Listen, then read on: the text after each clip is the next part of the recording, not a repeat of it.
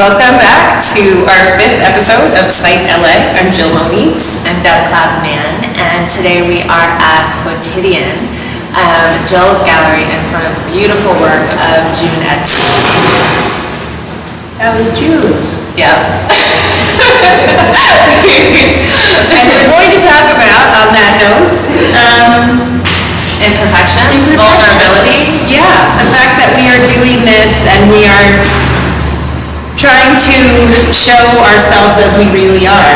Yeah. And not in the sleek, Yes. sort of celebrity culture Yes. life that we're surrounded by in LA. Yeah, and we may eventually start miking ourselves and doing these other things, but part of what we really want to do is be accessible and vulnerable and open. For me, I've been finding that I have had a difficult time feeling like I can access my voice when I'm also very aware of being a visible body in our little videos, and how being aware of my visible presence changes my feeling of ability to access and articulate myself the way that I might on a podcast or someplace else where I'm not also thinking about, am I sitting up straight? Which angle of my face is this? And do I look professional? And oh my gosh, I'm 40. So, these are the things. Yes. And it's something that we're all dealing with all the time in terms of reconciling our inner voices and experiences with our outer presentation and understanding of how we're being perceived in the world, I think. And I think it's even doubly so when, as curators and gallerists, we were trained to work behind the scenes. Yes. And now it's very much a culture of being in front of the work, literally. Yeah. And that is both problematic and maybe exciting for some people, but really challenging for me, I think, because historically I have always been taught that you let the work speak. Yes. And you get the hell out of there. Yes. So. Yeah, no, I think that's a really good point, and I think that that many of the curators who have been very successful in this age have created a bit of a cult of personality around themselves that is interesting to watch, and I think fascinating from an art historical perspective as well. But it is a different way of working. Yes, and so we're faced with facing the public all the time, and what that looks like, and I have a rash that wants to live and dig in on my face, and it's something that I think about whenever I'm in front of the camera. That started as, after I had an allergic reaction a year ago, and I'm still battling this thing, this demon. Bodies are fallible. Bodies. So, and that's just one of, obviously many things, and then it's like, how often do we have to change our clothes? And how often can we be seen in the same thing? And, somebody shamed me because I had spilled something on my dress at an opening, and I luckily had a kind of wrap in my car, but it got twisted up, and someone was like, I saw you in that wrinkly dress, and I was like, well, for fuck's sake, I had spilled something down my dress, and, I think that we are open, right, and so we have to both take it and be always mindful of how we present.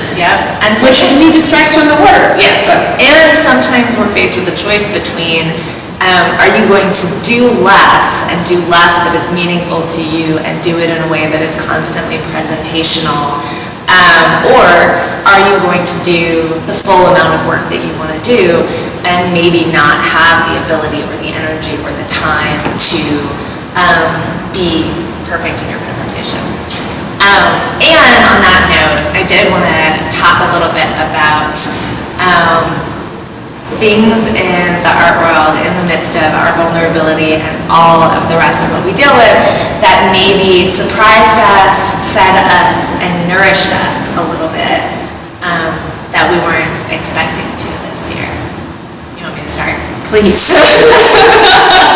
All right, well, the first one is going to kind of irritate you a little bit, I think, because it's actually your show at CAM, which I keep being really effusive about. But Jill curated a show called LA Blacksmith at CAM that I knew I was going to love because I always love your work, and had seen the artist list and seen some of the images that you were going to include in it. But it was one of those shows that I walked into and really just stopped me in my tracks and took my breath away and reminded me why we do what we do. The combination of different artists and the historical legacies that you put together and the way it activated contemporary work just absolutely floored me and reminded me why I want to continue to push myself.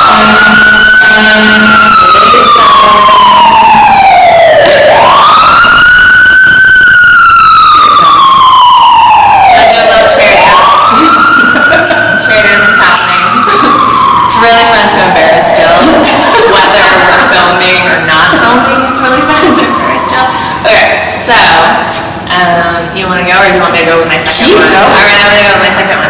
So my second one was kind of a total surprise to me, which was this curatorial entity, Serious Topics, put together a project that was called Dream House versus Punk House plus Cat House, and it had 200 artists in it, and they built 3 several-story doll houses. I don't know how tall the doll houses, maybe they were 7 feet tall, and they had 200 artists put their work into it, and it was each room was curated in a very specific way.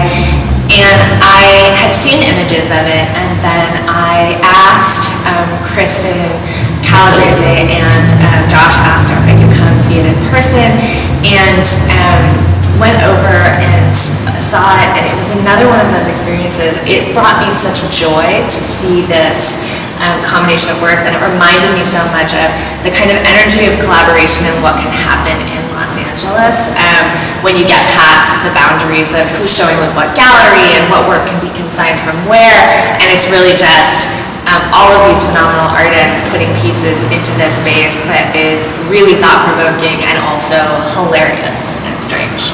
So that's my story. So, I guess I would want to say what not necessarily surprises me, but makes me feel like I'm doing the right thing is that for the show that I'm currently installing, I needed pedestals. Yeah. And I had a few, but I needed to find more. So I reached out to a couple of gallerists that I really respect and know and have worked with, and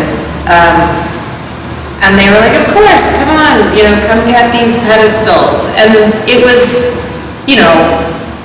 really simple, a very simple act of kindness, but it reminded me that a lot of us consider ourselves a community. Yes. And are really willing and able to support each other in ways that may seem from the outside, like not really extraordinary, but feel extraordinary when you're in the thick of doing this work. And it's really heavy and weighted, and there's, and sometimes a struggle, and then you're just reminded, and you go pick up pedestals, and somebody gives you a great big hug, and it's really the best. Yeah. I think pedestals are fantastic because I had that same experience with pedestals like a year ago. It's just, they're such a pain in the ass to store, and nobody wants to keep them around. And so when you need them, you gotta go find them from somebody. And I think it's a beautiful, but I think it's a really beautiful kind of metaphor. Yeah. That sometimes when you need something, you just have to go find it. Yeah. You have to go find your community. You have to find the people who sustain you, and who support you in simple ways and complex ways, and who remind you that this work is worth doing. I love that. Okay. It's a great note to end. Exactly. Awesome. All right. Okay. We'll see you next time. Bye. That's right, Mr. Rogers with me.